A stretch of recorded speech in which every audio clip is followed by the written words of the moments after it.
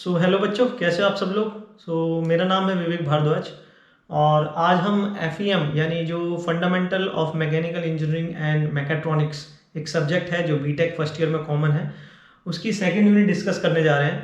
तो second unit में जो है 3 पार्ट में डिवाइड होती है सेकंड यूनिट, इंजन, रेफ्रिजरेशन और एयर कंडीशनिंग। तीनों को ही वन बार बहुत ही इंटरेस्टिंग यूनिट है क्योंकि ये जो तीनों चीज़ है ना, ये आपकी डेली लाइफ में यूज़ होती है। जैसे इंजन है, इंजन आप चारों तरफ देखते ही हैं, आपकी कार्स हैं, बाइक्स हैं, मोटरसाइकिल हैं, क्रेन हैं, लोकोमोटिव हैं, और भी जितने ट्रक्स हैं, बसेस हैं, जितनी भी चीज़ें सब इंजन से ही बनी है। मतलब जितनी भी ऑटोमोबाइल हैं वो सब इंजन से ही है। इंजन वैसे बेसिकली बहुत तरीके के होते हैं, लेकिन यहाँ पर हमारा मेन फोकस रहेगा जो ऑटोमोबाइल इंजन है। अभी बताता हूँ आपको कैसे है। सेकेंड यूनिट है रेफ्रिजरेशन की। तो रेफ्रिजरेशन मतलब अगर आपको कोई पर्टिकुलर एरिया है उसकी कूलिंग करनी है ना, कोई फूड आइटम आपको वहाँ पर रखना है, कोई भी बहुत सारी चीज़ें ऐसी हैं, मेडिसिन वहाँ पर रखनी है, तो जहाँ पर आपको एक पर्टिकुलर स्मॉल स्पेस है और जहाँ पर कूलिंग करनी है, तो उस प्रोसेस को हम कहते हैं रेफ्रिजरेशन। तीसरा है एयर कंडीशनिंग। तो एयर कंडीशनिंग क्या है रेफ्रिजरेशन की तरह ही। एयर कंडीशनिंग में भी आप एक पर्टिकुलर एरिया ठंडा करते हैं, लेकिन इसमें एरिया जो है काफ़ी लार्ज हो जाता है। रेफ्रिजरेशन में छोटा एरिया रहता है, तो एयर कंडीशनिंग में ये एरिया काफ़ी लार्ज हो जाता है। और दूसरा रेफ्रिजरेशन में ये भी होता है कि आपको यहाँ पर एयर क्वालिटी को कंसिडर करते हुए कूलिंग करनी पड़ती है।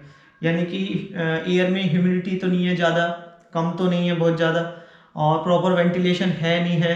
तो ये सब चीज़ों का ध्यान रखते हुए हम जो है एयर कंडीशनिंग करते हैं। तो वन बाय वन डिस्कस करते हैं। तो पहली जो चीज़ है वो है इंजन। तो इंजन में बेसिकली आपको जो टॉपिक दे रखे हैं वो दे रखे हैं आपका बेसिक कंपोनेंट्स ऑफ इंजन, और working of 2 stroke and 4 stroke engine, merits and demerits, scavenging process, introduction to electric और हाइब्रिड व्हीकल। ये आपके कुछ टॉपिक हैं।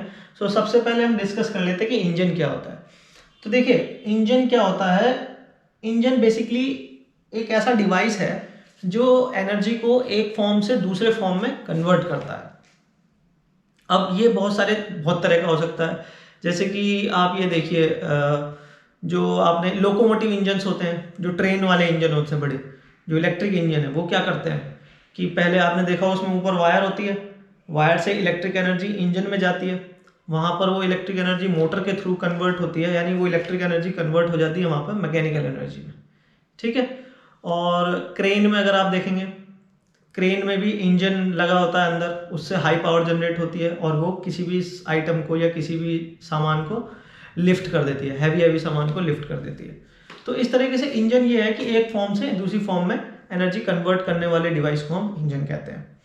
अब यहाँ पे जो एफईएम में जो इंजन है वो है बेसिकली आपका एसआई इंजन और सीआई इंजन। ये क्या होते हैं बेसिकली, जो आपके ऑटोमोबाइल में जितने भी इंजन यूज होते हैं वो सब आपके एसआई इंजन होते हैं या सीआई इंजन होते हैं। यानी एसआई माने स्पार्क इग्निशन इंजन और सीआई माने compression ignition engine.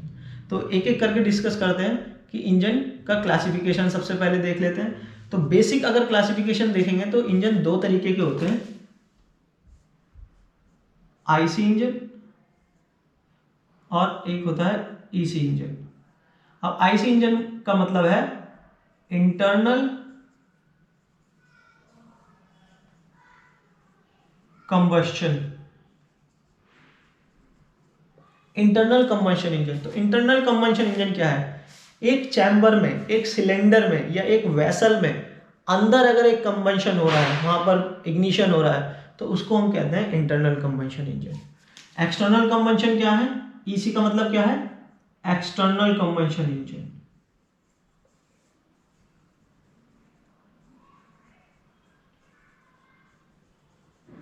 External combustion engine यानी EC, external combustion engine, ECE.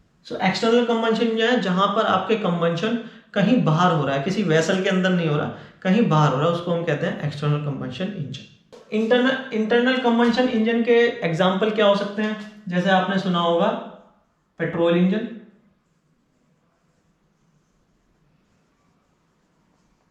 और या फिर डीजल इंजन, सीएनजी इंजन भी आने लगे हैं आजकल, वो भी इंटरनल कंबंशन इंजन है। तो अगर किस देखा होगा आपने, पेट्रोल में क्या होता है, पेट्रोल इंजन में एक हेड होता है और उसके अंदर जो है अरेंजमेंट होगा पिस्टन का, पिस्टन सिलेंडर अरेंजमेंट होता है और उसके अंदर बर्निंग होती है, तो वहाँ से आपकी पावर जनरेट होती है। कैसे होती है वो हम डिस्कस करेंगे। अभी फिलहाल आप देख लीजिए कि इंटरनल कंबंशन इंजन दो तरीके का होता है, पेट्रोल इंजन और डीजल इंजन। अच्छा, एक्सटर्नल कंबंशन इंजन की अगर बात करें तो ये होंगे जहाँ पर कंबंशन एक्सटर्नल होता है। तो एग्जाम्पल क्या हो गया, या तो स्टीम इंजन कह लीजिए, स्टीम इंजन, और gas turbine cycle, gas turbine engine.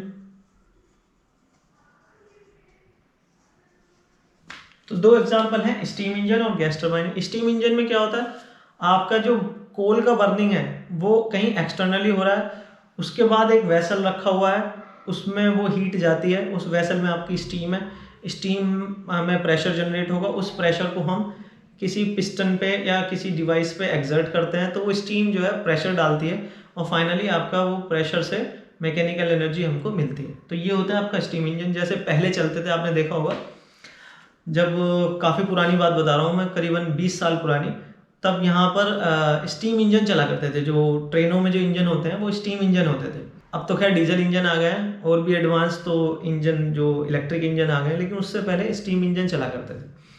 तो स्टीम इंजन में क्या होता था, वहाँ पे देखा होगा आपने, वो कोल रखा था, तो पूरा एक बड़ा सा चैम्बर होता था पीछे, पूरा एक बोगी जो है वो पूरा कोल से ही भरा होता था। तो उस कोल को वो लेके एक फर्नेस सी होती थी, उसमें डालता रहता था। तो वहाँ पर तो हो रही है बर्निंग, और उसके ऊपर रखा हुआ है बॉयलर। सो बॉयलर उसके ऊपर रखा था, तो उसमें से आप हीट, नीचे उसके बर्निंग हो रही है तो हीट जनरेट होगी, तो बॉयलर वहाँ पर उसके अंदर पानी है तो वो बॉयल होना शुरू हो जाता था, बॉयल होकर स्टीम जनरेट होनी शुरू हो जाती थी, और उस स्टीम को हम एक पिस्टन सिलेंडर अरेंजमेंट ही रहता है उसमें भेजते हैं उस स्टीम को, तो वहाँ से फिर आपका मैकेनिकल पावर जनरेट होती है। तो ये होता है आपका स्टीम इंजन। सो अभी तक जो मैंने आपको बताया वो बेसिकली थोड़ा सा इंट्रोडक्शन था इंजन का। अब आते हैं मेन टॉपिक पे, जो कि आपका यूनिट में लिखा हुआ है उसमें basic components of IC engine.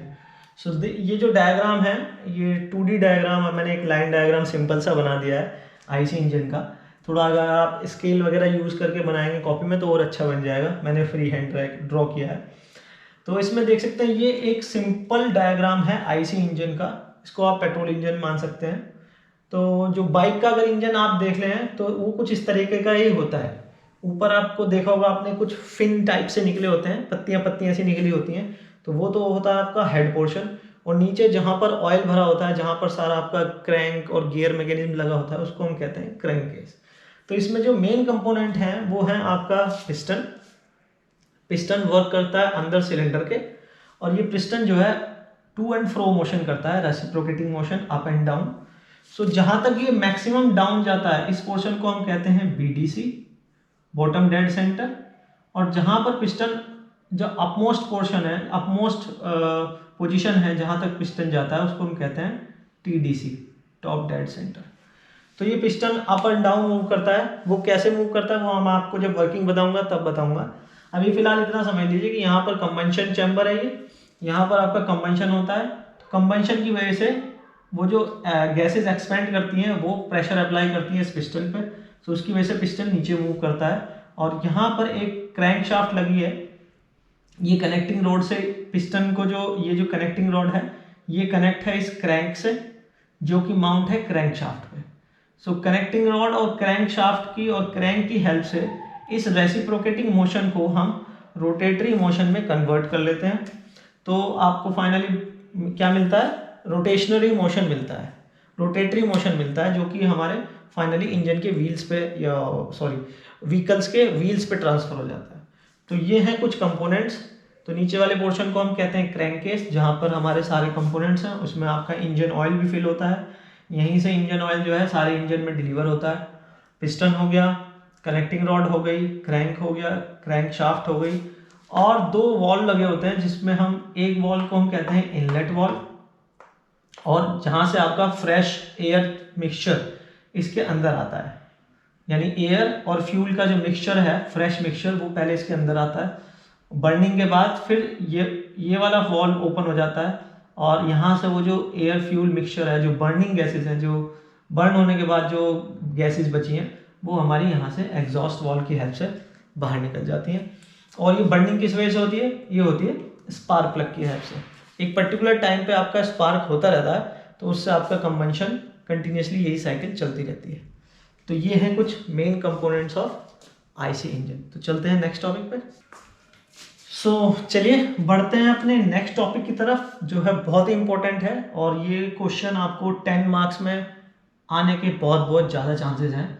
तो टॉपिक है हमारा working of 4 stroke SI engine, it mean spark ignition engine, और कह सकते हैं working of 4 stroke petrol engine. तो अगर पेट्रोल इंजन की वर्किंग का क्वेश्चन आता है या एसआई इंजन का आता है तो आपको कंफ्यूज होने की जरूरत नहीं है, दोनों एक ही तरह से आपको एक्सप्लेन करने हैं। तो सबसे पहले हम देखते हैं, अभी पहले जो आपको बेसिक कंपोनेंट्स मैंने बताए उसमें सारे पार्ट्स आपको मैंने बता दिए। तो यहाँ भी आपके वो पार्ट आप देख सकते हैं, आपका पिस्टन है, क्रैंक कनेक्टिंग रॉड है, क्रैंक है, और ये क्रैंक शाफ्ट है। ये इनलेट वाल्व है जिसको मैंने आईवी से रिप्रेजेंट किया है, और एग्जॉस्ट वाल्व को यहाँ पर आपको ईवी से रिप्रेजेंट किया है। ये आप कह सकते हैं इनटेक पोर्ट, और ये एग्जॉस्ट पोर्ट। बीच में ये जो 2 वायर इस तरह के दिखाए गए हैं, ये है स्पार्क प्लग। तो देखिए अब होता क्या है, हम स्टार्ट करते हैं कि जब पिस्टन सबसे टॉप मोस्ट पोजिशन पर है उस टाइम पे क्या होगा, पिस्टन का जो मूवमेंट है वो डाउनवर्ड होगा। यानी यहाँ से टॉप मोस्ट पोजिशन से, जिसको हम कहेंगे टॉप डेड सेंटर, वहाँ से पिस्टन नीचे की तरफ चलना शुरू करेगा। तो जब नीचे की तरफ चलना शुरू करेगा तो होता क्या है, जैसे आपने देखा होगा, आप होली पे पिचकारी से खेलते हैं तो पिचकारी को जब आप वापस खींचते हैं, ऊपर खींचते हैं, तो उसके अंदर वैक्यूम क्रिएट होता है। उस वैक्यूम की वजह से क्या होता है, पानी अंदर चला जाता है। सेम वही प्रोसेस यहाँ पर होगा। जैसे ये पिस्टन नीचे की तरफ मूव करेगा तो यहाँ पर पिस्टन के ऊपर वाले पोर्शन में एक वैक्यूम क्रिएट होगा। तो उस वैक्यूम को फिल करने के लिए तो वैक्यूम क्रिएट होता है, और आपका कार्बोरेटर में जो एयर फ्यूल मिक्सचर जनरेट होता है या बनता है, वो इस इनलेट वाल्व की हेल्प से इसके अंदर आ जाता है। तो उस समय पे जब ये नीचे की तरफ मूव करेगा तो उस समय पे ये इनलेट वाल्व आपका ओपन होगा, exhaust valve will remain closed. तो इस स्ट्रोक को हम कहते हैं सक्शन स्ट्रोक, क्योंकि इसमें एयर फ्यूल मिक्सचर का सक्शन हो रहा है। अब नेक्स्ट जब पिस्टन यहाँ से मूव करते करते बीडीसी तक आ जाता है, यानी लोअर पोजीशन तक आ जाता है, तब आपका ये वाला वाल्व क्लोज हो जाता है, यानी इनलेट वाल्व क्लोज हो जाएगा, और ये वाला वाल्व भी क्लोज हो जाएगा। उस टाइम पे पिस्टन को अब हमें मूव कराना है ऊपर की साइड, यानी यहाँ पर आ गया आपका बीडीसी, और पिस्टन अब मूव करेगा टीडीसी की तरफ। When piston moves from BDC to TDC and both valves are closed, दोनों वाल्व क्लोज हैं, तो क्या होगा, जो आपका इसमें एयर फ्यूल का मिक्सचर है जो इसमें फिल्ड है, वो क्या होगा, वो कंप्रेस हो जाएगा। तो इसीलिए अब हम इस स्ट्रोक को कहते हैं कंप्रेशन स्ट्रोक। उसके बाद क्या होगा, अभी भी दोनों वाल्व क्लोज रहेंगे। अब जब पिस्टन टीडीसी पर पहुंच जाएगा, यानी टॉप डेड सेंटर पर पहुंच जाएगा, यानी टॉप मोस्ट पोजीशन पे पहुंच जाएगा, तो उसी टाइम पर स्पार्क क्रिएट होगा, स्पार्क जनरेट होगा। तो वो जो एयर फ्यूल मिक्सचर है वो क्या होगा, वो बर्न हो जाएगा, कंबंशन हो जाएगा, उसमें एक्सप्लोजन हो जाएगा। तो उस एक्सप्लोजन की वजह से क्या होगा, जो गैसेज हैं वो एक्सपेंड होंगी, और एक्सपेंड होंगी तो क्या होगा, इस पिस्टन पे वो प्रेशर एक्सर्ट करेंगे। The gases generated due to this combustion will exert a huge amount of pressure on this top surface of the piston। उसकी वजह से क्या होगा, पिस्टन पे एक थ्रस्ट जनरेट होगा, फोर्स जनरेट होगा, जिसकी वजह से पिस्टन नीचे की तरफ मूव करेगा बहुत तेजी के साथ। तो इस स्ट्रोक को हम कहते हैं पावर स्ट्रोक, क्योंकि इसी स्ट्रोक में हमें पावर मिलती है।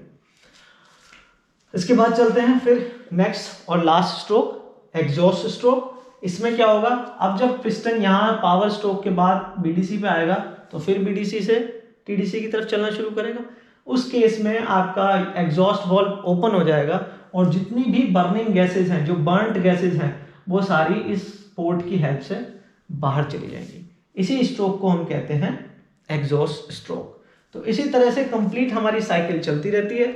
एग्जॉस्ट के बाद फिर से हम आ जाएंगे सक्शन स्ट्रोक पे, जहां पर आपका एयर फ्यूल मिक्सचर इसके अंदर आ जाएगा। फिर उसके बाद वाल्व दोनों बंद हो जाएंगे, तो उसको हम कहते हैं सक्शन स्ट्रोक। फिर उसका कंप्रेशन होगा, जो यहाँ पर एयर फ्यूल मिक्सचर आया वो कंप्रेस्ड होगा, दोनों वाल्व क्लोज हैं, compression stroke. Piston will move from BDC to TDC.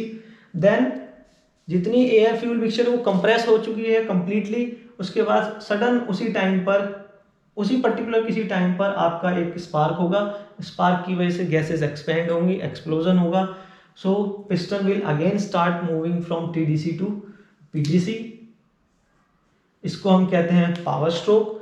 और पावर स्ट्रोक के बाद आपका ये एग्जॉस्ट वाल्व ओपन हो जाएगा और सारी जो बर्निंग गैसेस हैं, क्योंकि piston will again start moving from BDC to TDC, इसमें फिर नीचे से ऊपर की तरफ चलना शुरू कर देगा। तो आपका ये वाल्व क्लोज है, ये वाल्व ओपन है, तो यहाँ से आपकी गैसेस बाहर निकल जाएंगी। सो ये है हमारा working of 4 stroke SI engine, petrol engine. I hope आपको समझ में आ गया होगा। तो बहुत ही अच्छा टॉपिक है, बहुत ही इंटरेस्टिंग भी है और बहुत ही सिंपल भी है। बस आपको थोड़ा सा ध्यान देके समझना है, तो फिर आपका एक बार अगर आपने समझ लिया अच्छे तरीके से, फिर आप कभी भूल नहीं पाएंगे इस टॉपिक को। तो एग्ज़ाम में आपको ये डायग्राम बनाने पड़ेंगे और इसके बारे में लिखना पड़ेगा। सो चलते हैं नेक्स्ट टॉपिक पे। सो एक छोटा सा वीडियो 4 स्ट्रोक पेट्रोल इंजन का देख लेते हैं कि उसमें किस किस तरह से कंप्रेशन, सक्शन, पावर और एग्जॉस्ट हो रहा है। तो उससे और ज़्यादा क्लैरिफाई हो जाएंगी आपको चीज़ें जो मैंने थियोरेटिकल में आपको बताई हैं।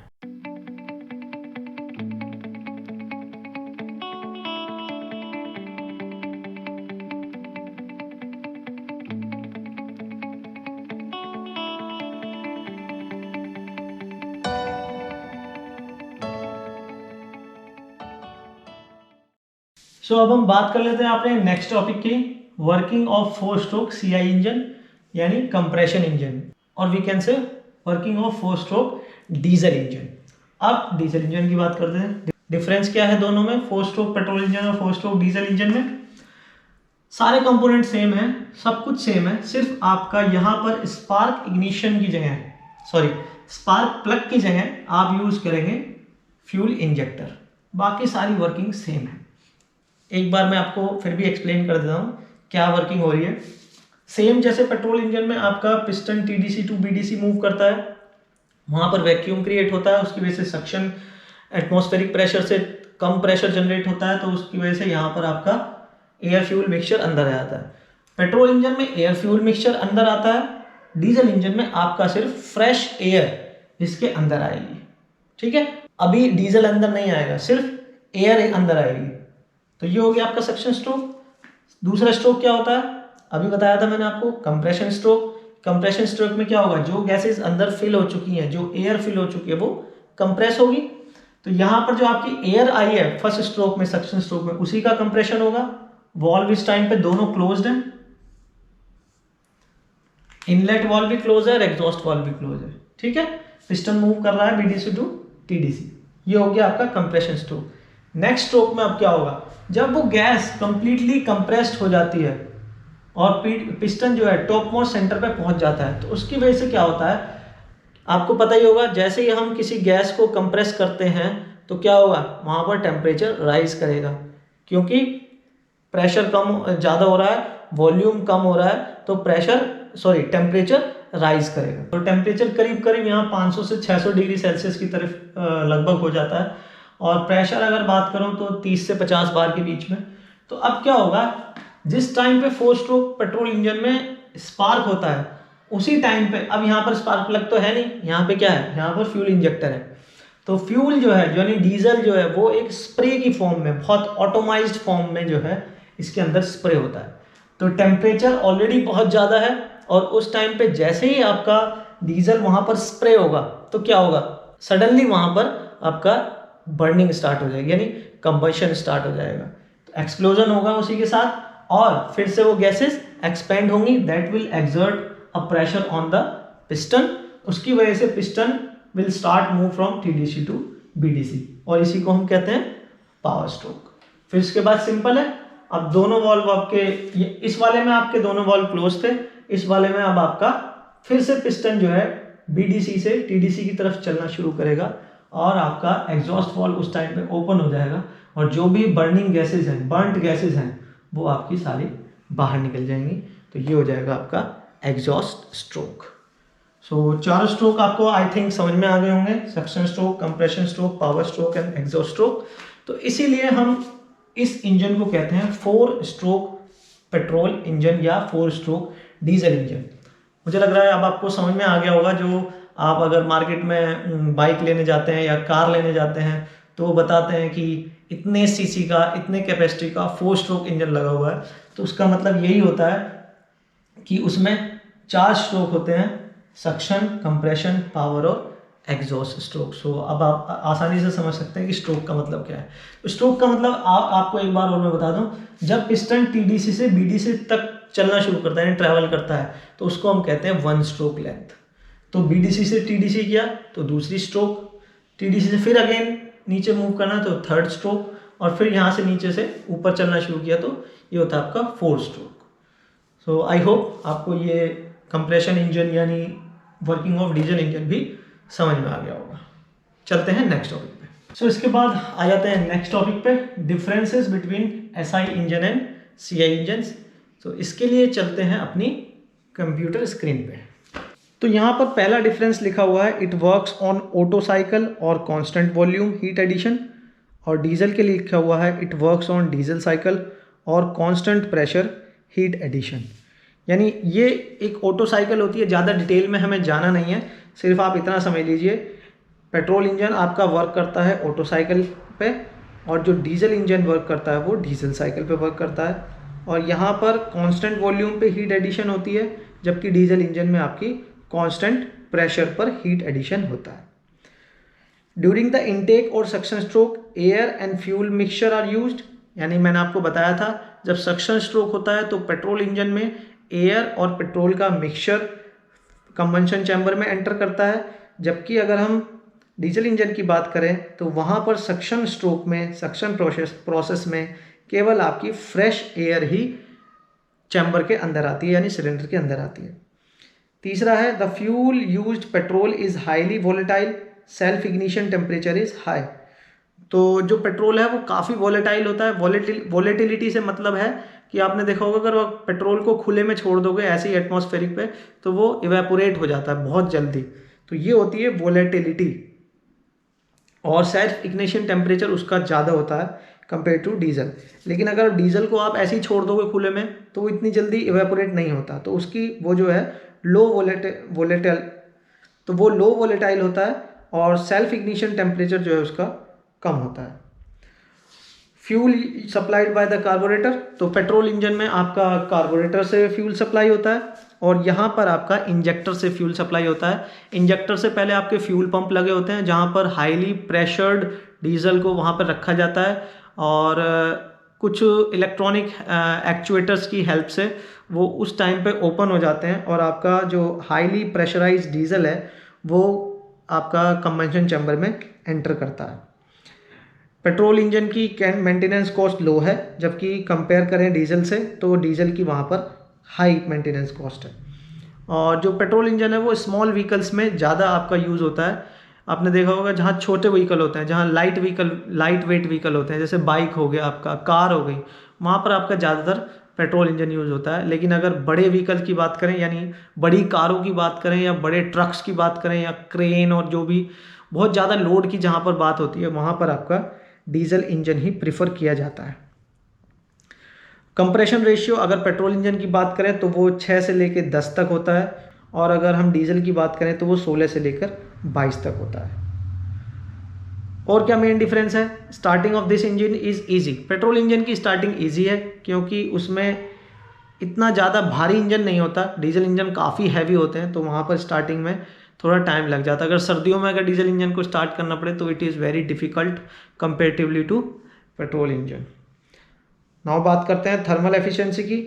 थर्मल एफिशिएंसी पेट्रोल इंजन की लो है क्योंकि वहाँ पर लो कंप्रेशन रेशियो है, जबकि थर्मल एफिशिएंसी डीजल इंजन की काफ़ी हाई होती है क्योंकि वहाँ पर कंप्रेशन रेशियो भी काफ़ी हाई होता है। तो ये कुछ बेसिक डिफरेंसेस हैं, ज़्यादा डिटेल में हमें जाना नहीं है, सिर्फ आप इतना ही अगर एग्ज़ाम में लिख देंगे that is more than enough. So चलते हैं नेक्स्ट टॉपिक पे। सो आ जाते हैं अपने नेक्स्ट टॉपिक पे। ये भी बहुत इंपॉर्टेंट है एग्जाम पॉइंट ऑफ व्यू से, मतलब ये भी आपका 10 नंबर में आ सकता है। सो 2 स्ट्रोक पेट्रोल इंजन हमारे सिलेबस में है, 2 stroke petrol engine and 2 stroke diesel engine दोनों हैं। सो पहले डिस्कस कर लेते हैं 2 स्ट्रोक पेट्रोल इंजन। देखिए, सक्शन भी होगा सबसे पहले इसमें, फिर कंप्रेशन भी होगा, फिर पावर स्ट्रोक भी होगा और एग्जॉस्ट भी होगा। तो चारों प्रोसेस इसमें भी होंगे, लेकिन इसमें डिफरेंस क्या है? वहाँ पर 4 प्रोसेस हो रहे हैं 4 स्ट्रोक में, यानी हर प्रोसेस के लिए पिस्टन एक बार या तो टीडीसी से बीडीसी मूव करता है या बीडीसी से टीडीसी पर मूव करता है, तब हमारा एक स्ट्रोक होता है। लेकिन यहाँ पर क्या होगा, एक स्ट्रोक में हमारे 2 स्ट्रोक कंप्लीट होंगे। कैसे होंगे आइए देखते हैं। तो सबसे पहले इसकी वर्किंग समझ लीजिए किस तरह का है, कंस्ट्रक्शन समझ लीजिए कि किस तरह से बना हुआ है। तो यहाँ पर एक सिलेंडर आप देख सकते हैं, उसमें यहाँ पर एक पिस्टन है, पिस्टन कनेक्टिंग रॉड से कनेक्ट है विद द क्रैंक और क्रैंक कनेक्ट है क्रैंक शाफ्ट से। सेम वही प्रोसेस हो रहा है, पिस्टन यहाँ पर भी ऊपर नीचे टू एंड फ्रो मूव करेगा और उसकी वजह से आपका यहाँ पर रोटेटरी मोशन मिलेगा। अब यहाँ पर थोड़ा सा पिस्टन की कंस्ट्रक्शन आप देखिए थोड़ा सा अलग है। वहाँ पर पिस्टन स्ट्रेट था, फ्लैट था, लेकिन यहाँ पर पिस्टन थोड़ा सा ऐसे कर्व शेप में है, डिफ्लेक्टर शेप में, है ना। यहाँ पर ये अंतर है, यहाँ पर भी आप देख सकते हैं पिस्टन में थोड़ा सा अंतर है। अब देखिए होता क्या है, इसकी वर्किंग समझते हैं। तो वर्किंग क्या हो रही है, जब पिस्टन सबसे टॉप पोजीशन पे होता है यानी टीडीसी पर होता है, उस समय क्या होगा, स्पार्क होगा, ठीक है। तो उसकी वजह से क्या होगा, मैंने आपको बताया था पेट्रोल इंजन में क्या होता है, एक्सप्लोजन होता है। तो उससे क्या प्रेशर एक्सर्ट होगा, वो जो बर्न्ड गैसेज हैं वो प्रेशर अप्लाई करेंगी पिस्टन पे, तो उसी समय पिस्टन जो है नीचे चलना शुरू हो जाएगा। इसको हम क्या कहते हैं, पावर स्ट्रोक।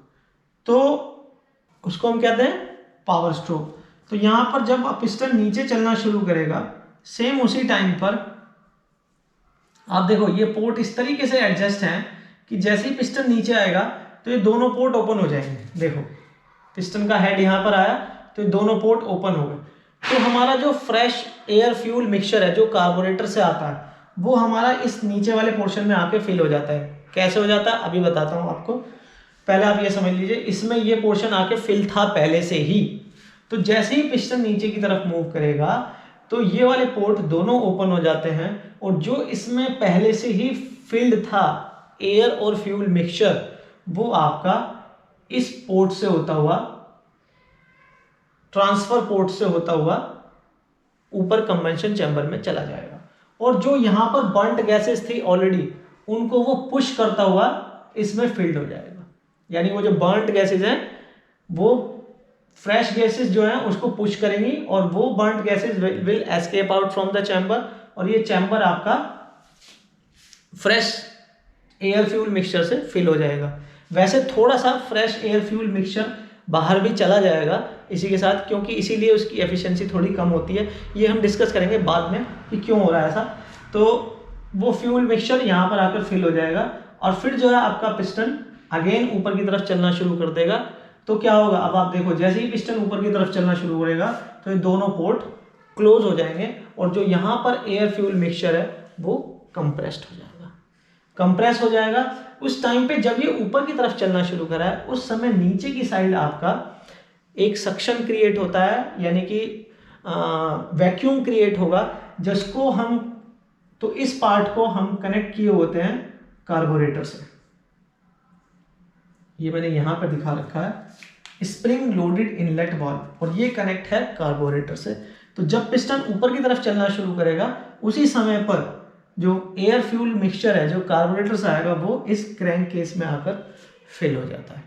तो यहाँ से वो फ्यूल और जो एयर फ्यूल मिक्सचर है वो यहाँ पर आकर फिल हो जाता है। फिर से वही साइकिल शुरू हो जाएगी, ये ऊपर गया, कंप्रेशन हुआ, कंप्रेशन होके फिर से पावर स्ट्रोक आपका मिला, तो नीचे आया, नीचे आते हुए आपका फ्रेश एयर चार्ज जो भर गया था यहाँ पर, वो फिर से यहाँ पर आकर भर जाएगा और ये एग्जॉस्ट हो जाएगा। समझ रहे हैं? अब जब ये फिर से ऊपर जाएगा तो क्या क्या हो रहा है, कंप्रेशन हो रहा है और साथ में सक्शन स्ट्रोक हो रहा है। तो यहाँ पर दो मैंने आपको लिखा हुआ है, देखें, कंप्रेशन और सक्शन इसमें एक साथ होगा, और एक्सपेंशन और एग्जॉस्ट इसमें एक साथ होगा। क्योंकि जब ये नीचे आ रहा है तो नीचे आने वाला स्ट्रोक कौन सा है, फ्यूल बर्न हो चुका है, वो है एक्सपेंशन स्ट्रोक यानी पावर स्ट्रोक। सेम उसी टाइम पर आपका एग्जॉस्ट भी हो रहा है, क्योंकि इस ट्रांसफर पोर्ट की हेल्प से जो एयर फ्यूल मिक्सचर है वो इसमें आ रहा है और उसको पुश कर रहा है, और वो जो बर्न्ड गैसेस हैं वो बाहर निकल रही हैं। और तो यहाँ पर आप देख सकते हैं एक्सपेंशन और एग्जॉस्ट एक साथ हो रहा है, और जब ये ऊपर चलना शुरू करेगा तो नीचे आपका एक सक्शन क्रिएट होगा, जिसकी वजह से एयर फ्यूल मिक्सचर अंदर आएगा।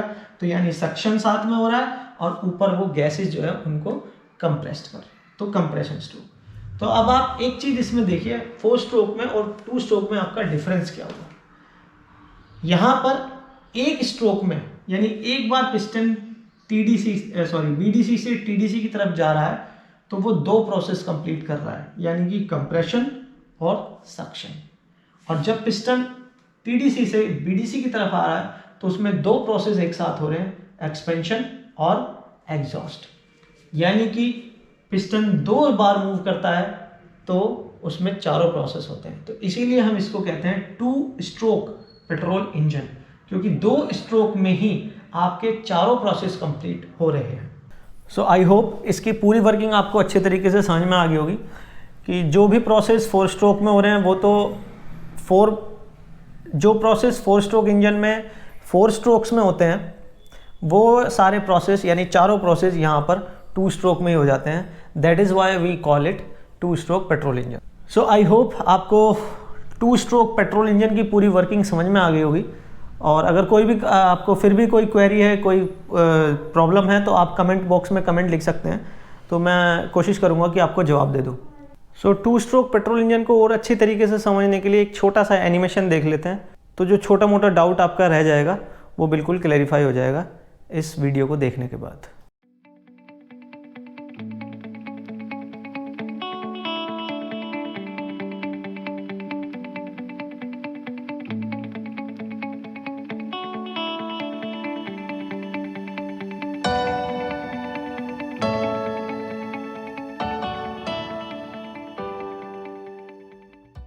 अब बात कर लेते हैं अपने नेक्स्ट टॉपिक की, 2 स्ट्रोक डीजल इंजन।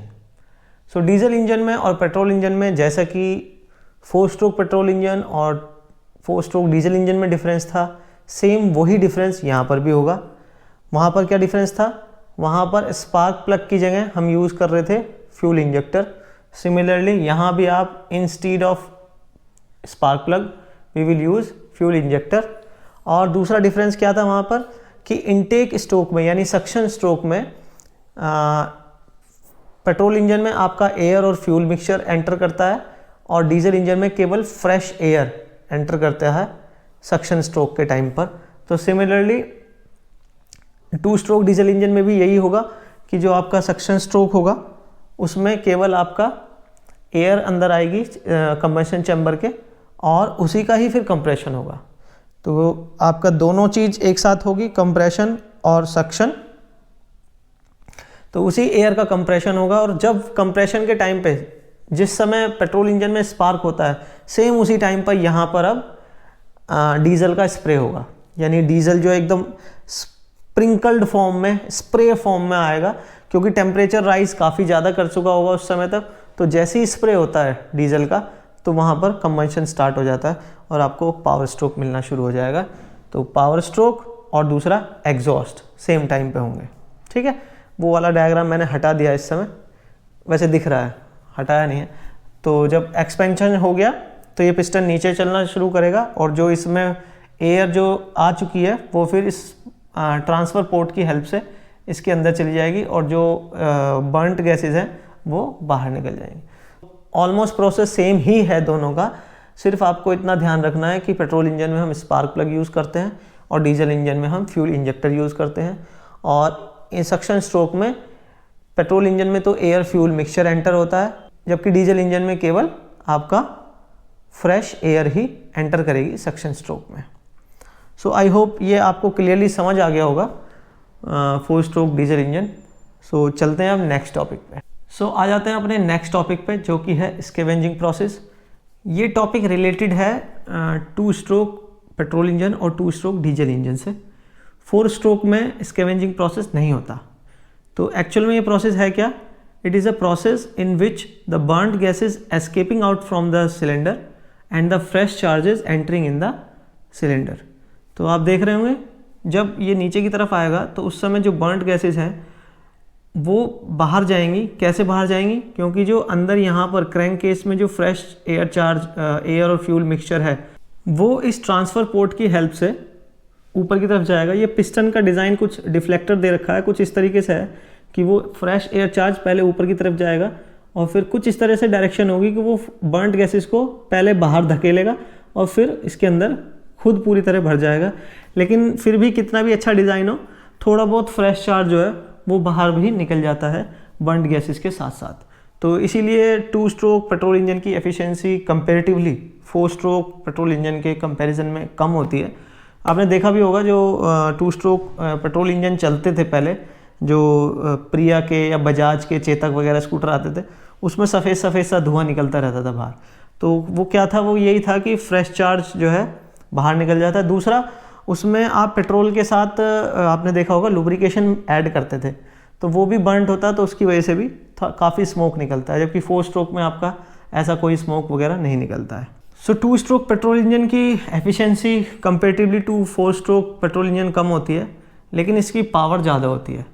तो डिफरेंस और भी बहुत सारे हैं। इसके बाद हम एक टॉपिक डिस्कस करेंगे, difference between 2 stroke and 4 stroke petrol engine. तो उसमें और अच्छी तरह से आपको क्लैरिफाई हो जाएगा कि बेसिकली मेन डिफरेंसेस क्या हैं। तो वो टॉपिक भी काफ़ी इंपॉर्टेंट है। सो नेक्स्ट जो टॉपिक है हमारा, उसमें लिखा हुआ है मेरिट्स एंड डीमेरिट्स ऑफ 2। सो देख लेते हैं कि क्या एडवांटेजेस हैं आईसी इंजन के और क्या डिसएडवांटेजेस हैं। सो पहला इसमें लिखा हुआ है मैकेनिकल सिंप्लिसिटी। इट मीन बहुत छोटे होंगे साइज़ में और ज़्यादा कंपोनेंट्स नहीं होंगे। तो जो कंपोनेंट्स की अगर बात करें, कम कंपोनेंट होंगे तो सिंपल होगा, जो भी आपका जो भी असेंबली होगी वो सिंपल होगी, तो इसलिए हम उसको कह रहे हैं मैकेनिकल सिंप्लिसिटी। दूसरे पॉइंट में लिखा हुआ है low initial cost due to absence of boiler, turbine and condenser.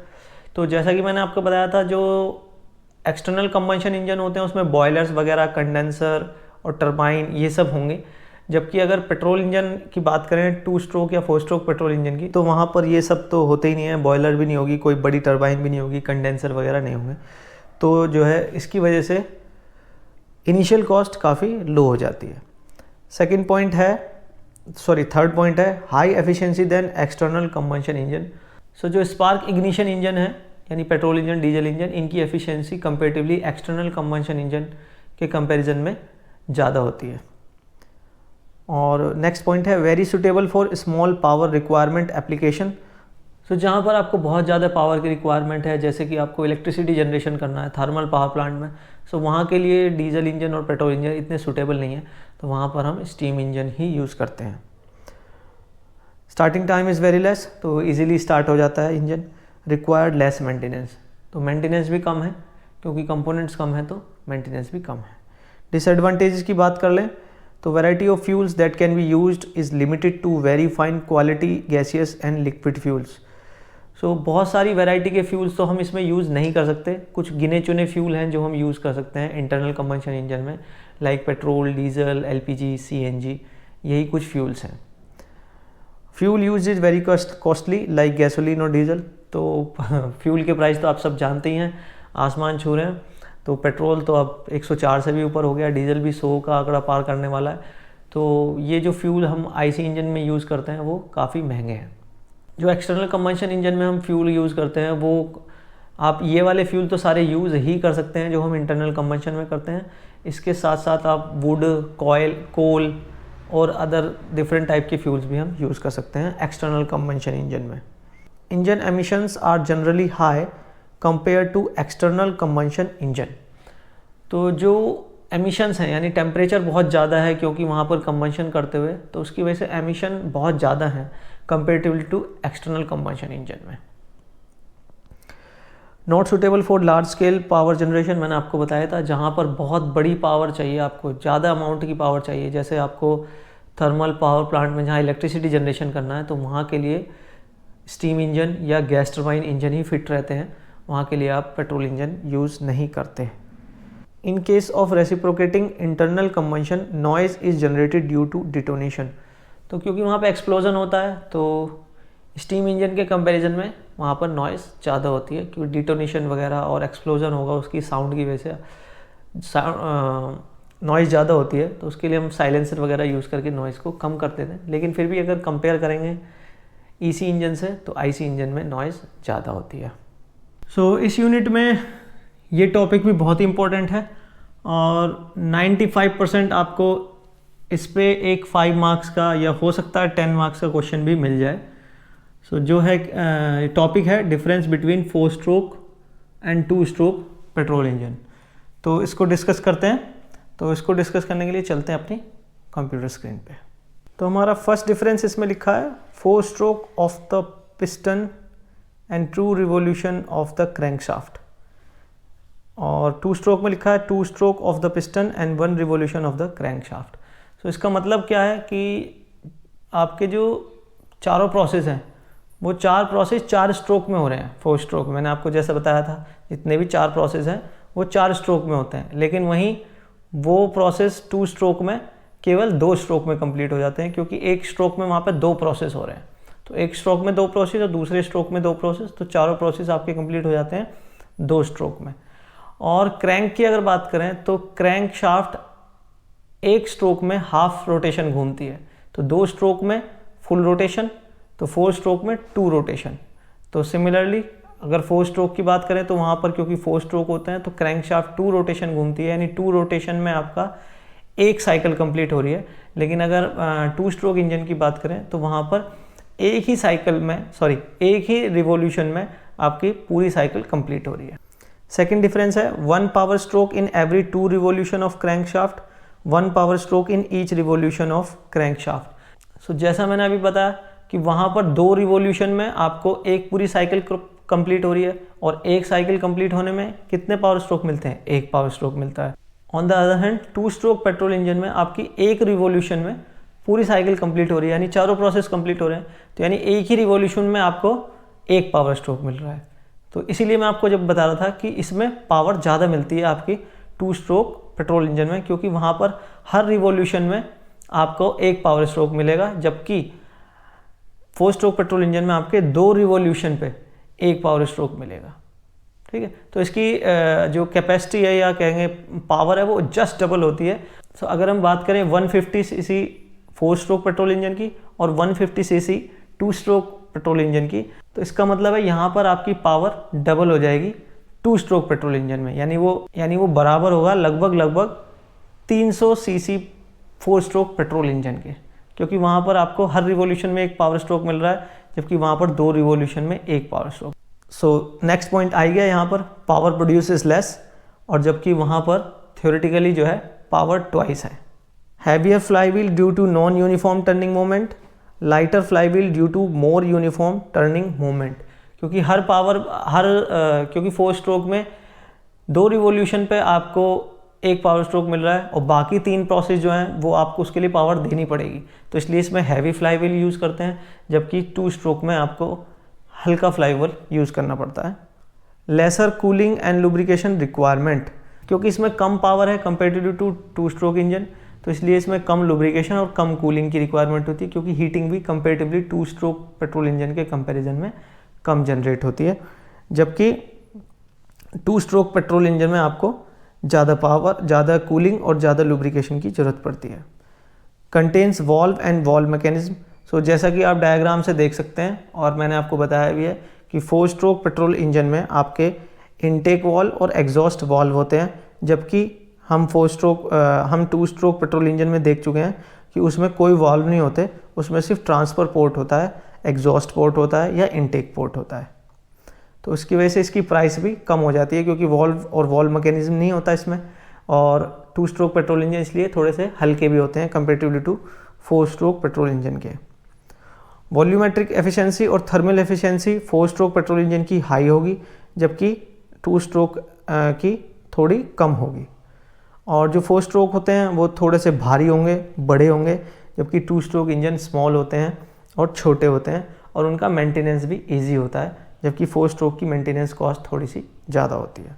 तो ये कुछ डिफरेंसेस हैं, इनको आप अच्छी तरीके से पढ़ लीजिए, समझ लीजिए। अगर कहीं कोई चीज़ समझ नहीं आ रही तो आप मुझे कमेंट करके जरूर बताइएगा, मैं कोशिश करूँगा कि आपको रिप्लाई कर दूँ। सो चलते हैं नेक्स्ट टॉपिक पे। नेक्स्ट टॉपिक पे आ जाते हैं। नेक्स्ट टॉपिक है हमारा इलेक्ट्रिक व्हीकल। इलेक्ट्रिक व्हीकल आजकल आप देख ही रहे हैं काफ़ी ट्रेंड में आ रहे हैं, लेकिन अगर अभी भी कंपैरिजन करें तो उतना शेयर नहीं है इलेक्ट्रिक व्हीकल्स का जितना कि अभी आईसी इंजन और डीजल इंजन का है। लेकिन हाँ, अगले आने वाले 5 से 6 सालों में मुझे लगता है कि ये शेयर 50% तक हो जाएगा। जिस हिसाब से पेट्रोल प्राइसेस राइज़ कर रहे हैं तो उस हिसाब से काफ़ी लोग अब जो है इलेक्ट्रिक व्हीकल की तरफ शिफ्ट कर रहे हैं। लेकिन अगर इलेक्ट्रिक व्हीकल की बात करें तो अभी कंपेरेटिवली काफ़ी महंगे हैं।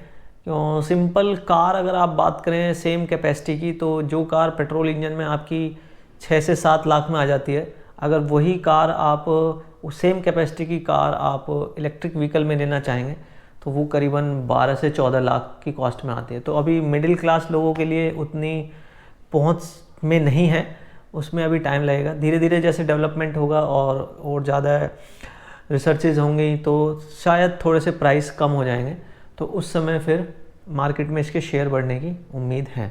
तो रिसर्च वर्क चल रहा है, काफ़ी डेवलपमेंट हो भी रहा है, तो देखते हैं अभी कितना टाइम लग जाएगा। तो हम तो डिस्कस कर लेते हैं कि इलेक्ट्रिक व्हीकल बेसिकली है क्या। तो an electric vehicle is a vehicle that usage one और मोर इलेक्ट्रिक मोटर फॉर प्रपल्शन। तो डीजल इंजन में या पेट्रोल इंजन में आपके इंजन यूज़ करते हैं प्रपल्शन के लिए, यानी व्हीकल को धकेलने के लिए, मूव करने के लिए। यहाँ पर आपका पेट्रोल इंजन हट जाएगा, रिप्लेस हो जाएगा, पूरा ट्रांसमिशन सिस्टम सब कुछ हट जाएगा। उसकी जगह सिर्फ 2 चीज़ें आ जाएंगी। एक तो आपकी बैटरी आ जाएगी जो कि आपका रिसोर्स है या सोर्स है पावर का, और वो एनर्जी देगी आपको मोटर को, और मोटर उस इलेक्ट्रिक एनर्जी को कन्वर्ट करेगा आपका मैकेनिकल एनर्जी में, जिससे कि आपके व्हीकल मूव करेंगे। So electric motor are the replacement of IC engine. तो आईसी इंजन जो है वो रिप्लेस हो जाएंगे इलेक्ट्रिक मोटर से। तो मेन कंपोनेंट्स क्या हैं इसके?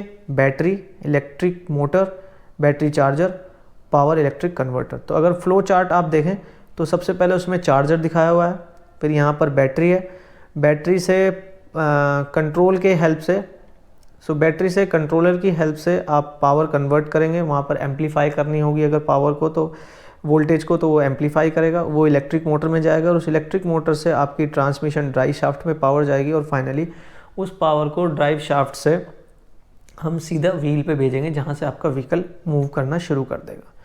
सो इलेक्ट्रिक व्हीकल के एडवांटेजेस की बात कर लेते हैं। सो ऑब्वियस है, बेटर फॉर द एनवायरनमेंट, क्योंकि कोई पोल्यूशन तो होना नहीं है, कोई स्मोक निकलना नहीं है। अगर प्रॉपरली आप जो बैटरी है उसी को डिस्पोज करना है, तो अगर उसको हम जिम्मेदारी से डिस्पोज करते हैं तो कोई ऐसा एनवायरनमेंट के लिए कोई हार्मफुल इफ़ेक्ट बैटरी व्हीकल से जनरेट नहीं होता है, तो जैसा कि आप पेट्रोल इंजन या डीजल इंजन की वजह से देखते हैं। तो electricity is less expensive than fuels. Electricity diesel और पेट्रोल के कंपैरिजन में काफ़ी चीप है। Less maintenance at a low cost. So maintenance तो है ही नहीं इसमें, बहुत ही कम मेंटेनेंस है, कोई सर्विसिंग नहीं करानी है टाइम टू टाइम, कोई इंजन ऑयल चेंज नहीं होना है, और बहुत सारे कंपोनेंट्स इंजन में जो होते हैं, piston, connecting rod, crank shaft, gear mechanism, transmission system, वो सब इसमें हट जाएगा। तो ऑब्वियस है मेंटेनेंस कॉस्ट तो कम होनी ही होनी है। और प्रोड्यूस लेस नॉइस का तो कोई सवाल ही नहीं होता, बहुत साइलेंट चलते हैं। अगर बराबर से आपके इलेक्ट्रिक व्हीकल गुजर भी जाएगा तो आपको पता ही नहीं चलेगा। डिसएडवांटेज क्या है? सो इसके मेन डिसएडवांटेज क्या हैं? जो इनकी ड्राइविंग रेंज है वो बहुत ही कम है। अभी भी इतनी सारी रिसर्च होने के बाद भी जो मैक्सिमम ड्राइविंग रेंज है वो लगभग 100 से लेके 400 किलोमीटर तक के बीच में ही है। तो ये काफ़ी दिक्कत भरा हो जाता है जब अगर आपको लॉन्ग ट्रैवल करना है, तो वहाँ पर काफ़ी प्रॉब्लम हो सकती है। Charging can take a lot of time. So petrol engine में तो क्या है, आपका पेट्रोल ख़त्म हुआ, सीधा पेट्रोल पंप पे लगाया, 2 मिनट में आपका पेट्रोल फिल हो जाएगा और आप आगे बढ़ जाएंगे। लेकिन इसमें क्या होगा, आपको चार्जिंग करनी पड़ेगी, तो चार्जिंग काफ़ी टाइम टेकिंग है। फास्ट चार्जिंग आ रही है अभी, लेकिन अभी उतनी तेज़ी से अभी चार्जिंग हो नहीं रही है, तो चार्जिंग में काफ़ी टाइम लग जाता है। ये मैंने आपको बता ही दिया कि इनिशियल इन्वेस्टमेंट काफ़ी हाई है, तो इसके लिए भी अभी थोड़ा सा लोग इसको ख़रीदने में थोड़ा सा हिचकिचाते हैं। Charging stations are not available everywhere. तो अगर कहीं आप रिमोट एरिया में जाते हैं तो वहाँ पर आपको चार्जिंग स्टेशन ईजीली नहीं मिलेगा। अभी तो मेन सिटीज़ में भी ज़्यादातर चार्जिंग स्टेशन नहीं है, तो बहुत ही कम जगह है, तो इसलिए ये भी एक डिसएडवांटेज है। तो अब बात कर लेते हैं हाइब्रिड व्हीकल की। हाइब्रिड व्हीकल्स क्या हैं? सो हाइब्रिड का मतलब होता है कि कोई भी चीज़ जो 2 चीज़ों से मिलकर बनी होती है उसको हम हाइब्रिड कहते हैं। तो सिमिलरली यहाँ पर हाइब्रिड व्हीकल जो है वो भी 2 चीज़ों का कॉम्बिनेशन है। तो एक तो उसमें इंटरनल कंबंशन इंजन रहेगा, दूसरा उसमें इलेक्ट्रिक प्रोपल्शन सिस्टम भी रहता है, यानी कि इलेक्ट्रिक मोटर भी उसमें आईसी इंजन को हेल्प करता है, असिस्ट करता है। तो इन दोनों के कॉम्बिनेशन से जो व्हीकल बनते हैं उनको हम कहते हैं हाइब्रिड व्हीकल। तो हाइब्रिड व्हीकल भी मार्केट में हैं लेकिन इतने ज़्यादा नहीं है। एक कार है जो आप देखते होंगे मारुति की सियाज, उस पर बैक साइड में छोटे से स्टिकर में एक लिखा रहता है हाइब्रिड कार। तो उसमें क्या है, बहुत कम हाइब्रिडाइजेशन है। तो उसमें रीजनरेटिव ब्रेकिंग सिस्टम लगा हुआ है, जो कि जब आप ब्रेक लगाते हैं तो उस ब्रेकिंग में जितनी एनर्जी वेस्ट होती है उसको अगेन इलेक्ट्रिक एनर्जी में कन्वर्ट करके वो बैटरी में भेज देता है और वो वहाँ पर स्टोर हो जाता है।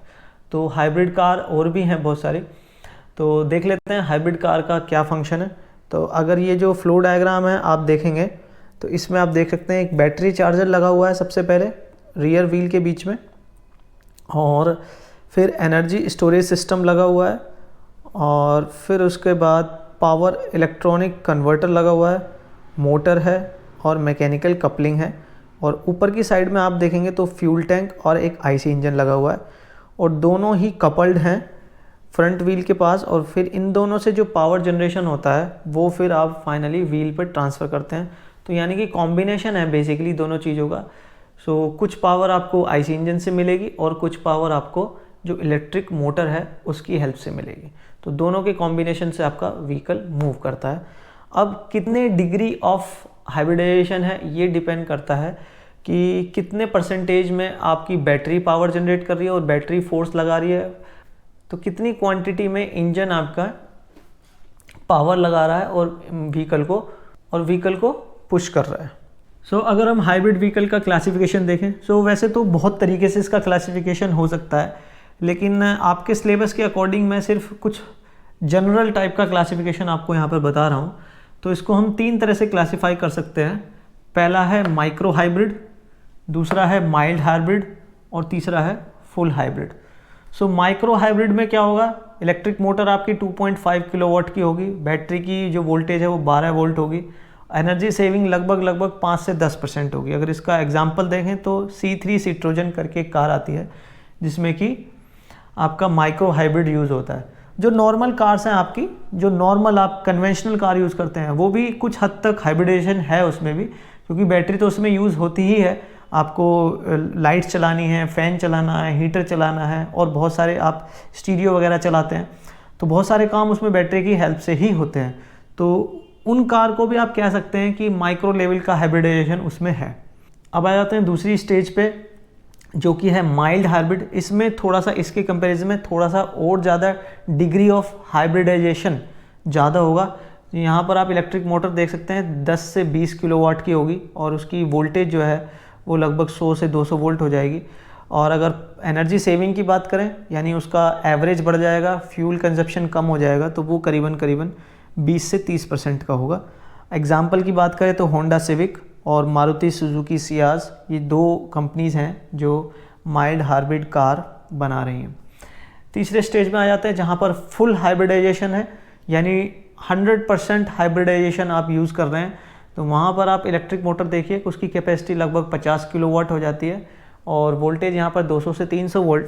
और अगर कंजप्शन की बात करें यानी एनर्जी सेविंग की बात करें तो वो 30 से 50% यहाँ पर सेविंग होती है। और इसमें 2 एग्जांपल हैं, टोयोटा प्रायस और होंडा अकॉर्ड, जो ये 2 कंपनी फुल हाइब्रिड कार अभी इंडिया में बना रही हैं। सो एक दूसरी तरीके से क्लासिफिकेशन भी है, वो भी मैं आपको बता देता हूँ किस बेस पे है। सो हाइब्रिड व्हीकल्स को हम हाइब्रिड इलेक्ट्रिक व्हीकल्स भी कहते हैं, उसको HEV से भी रिप्रेजेंट करते हैं। सो अब जो दूसरा क्लासिफिकेशन है वो इंजन और जो उसका इलेक्ट्रिक मोटर और जो दूसरा इलेक्ट्रिक सिस्टम है उसके अरेंजमेंट के बेस पे हम एक क्लासिफिकेशन करते हैं। तो इसमें 3 तरह से क्लासिफिकेशन होता है, सीरीज़ हाइब्रिड, पैरेलल हाइब्रिड और प्लग इन हाइब्रिड। तो 1 बाय 1 देख लेते हैं सीरीज़ हाइब्रिड क्या है। तो इसमें सबसे पहले देख लेते हैं सीरीज़ हाइब्रिड, यानी कि जहाँ पर आपका अरेंजमेंट कुछ इस तरीके से है कि जो मोटर है वो फाइनली आपको व्हील्स पर पावर ट्रांसमिट कर रहा है। यहाँ पर मोटर है सपोज़, और ये आपके दोनों व्हील्स हैं व्हीकल के। सो motor basically final power transmission कर रहा है व्हील पर। और मोटर को पावर कहाँ से मिल रही है, या तो बैटरी से मिल रही है या फिर यहाँ पर एक जनरेटर लगा हुआ है, जनरेटर है जो कि कनेक्टेड है आईसी इंजन से।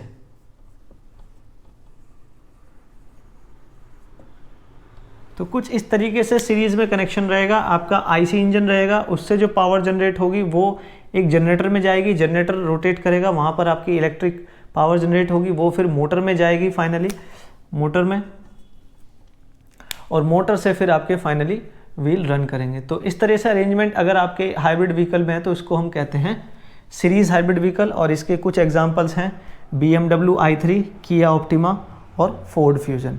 सो देख लेते हैं आप पैरेलल हाइब्रिड में क्या अरेंजमेंट है।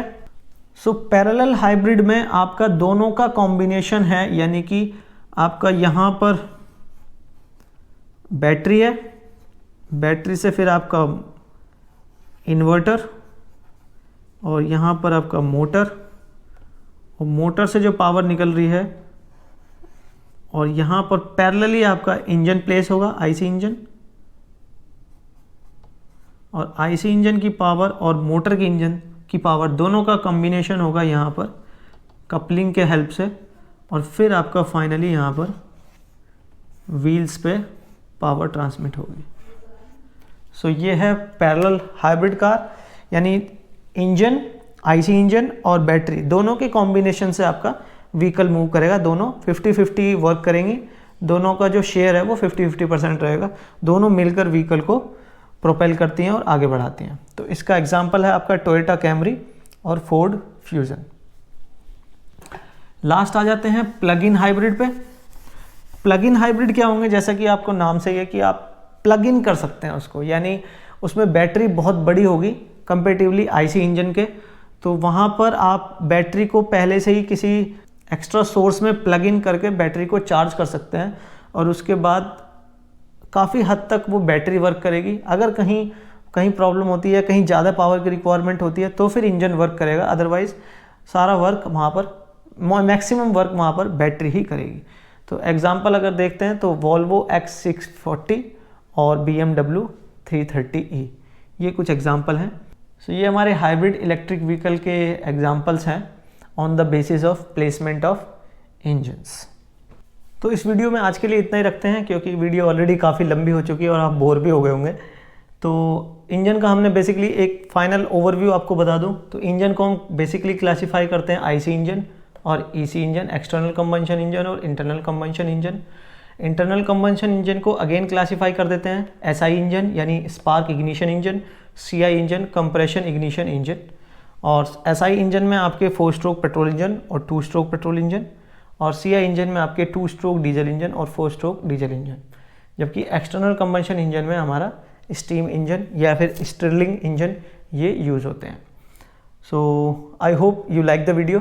अगर वीडियो अच्छी लगी हो तो यार वीडियो को लाइक ज़रूर करना, शेयर कर देना, करो चाहे नहीं करो, लेकिन आप जो मैंने बताया उसको ज़रूर ध्यान से पढ़ लीजिएगा और कमेंट जरूर कीजिएगा। अगर आपकी कोई क्वेरी है, किसी और टॉपिक पे आप वीडियो चाहते हैं तो ये भी आप मुझे सजेस्ट कर सकते हैं, मैं ज़रूर कोशिश करूँगा कि उस टॉपिक पे आपको वीडियो बना दूँ।